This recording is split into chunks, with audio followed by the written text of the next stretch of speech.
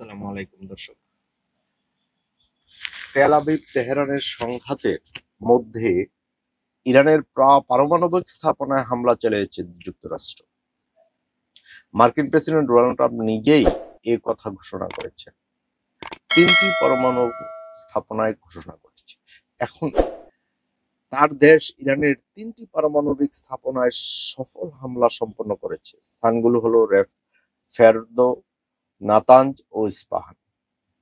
তো এই হামলায় যুক্তরাষ্ট্রের এই হামলার পর যে বার্তা দিলেন খামেনি, ইরানের ধর্মীয় সর্বোচ্চ নেতা এবং সুপ্রিম পাওয়ারের যার হাতে, সেই খামেনি কি বার্তা দিলেন?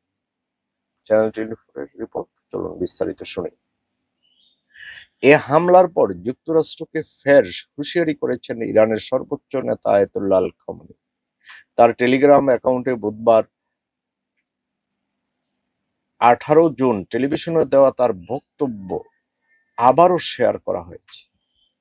বুধবারে যে বক্তব্যটা দিয়েছে সেটা আজকে আবারও শেয়ার করলেন, যেখানে তিনি বলেন যুক্তরাষ্ট্র যদি ইরানে ইসরায়েলের সংঘাতে জড়ায় তাহলে তা হবে তাদের নিজেদের জন্য ক্ষতির কারণ।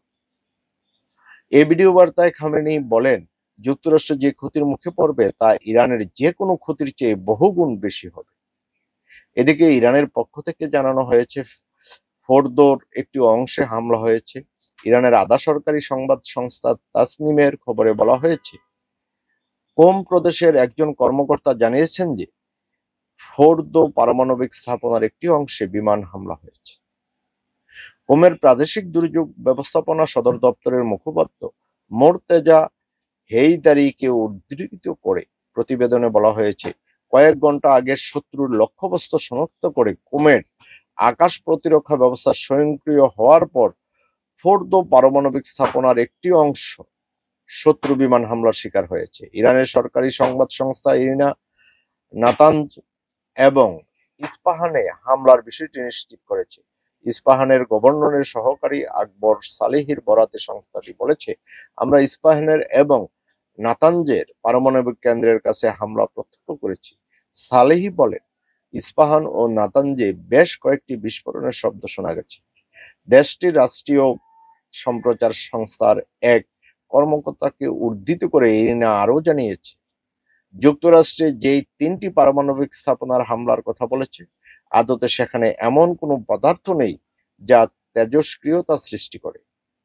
ওই কর্মকর্তা মন্তব্য থেকে ধারণা করা হচ্ছে, ইরান কর্তৃপক্ষ বোমা হামলার আগেই হয়তো ওই স্থাপনাগুলো থেকে ইউরেনিয়াম সমৃদ্ধ তেজস্ক্রিয় উপাদান সরিয়ে ফেলেছে।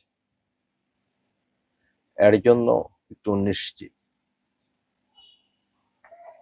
এ হলো এখন পর্যন্ত নিউজ আপডেট। দর্শক, আপনারা আপনার মন্তব্য দিয়ে পাশে থাকবেন এবং সবাই ভালো থাকবেন, নিরাপদে থাকবেন। আল্লাহ হাফেজ।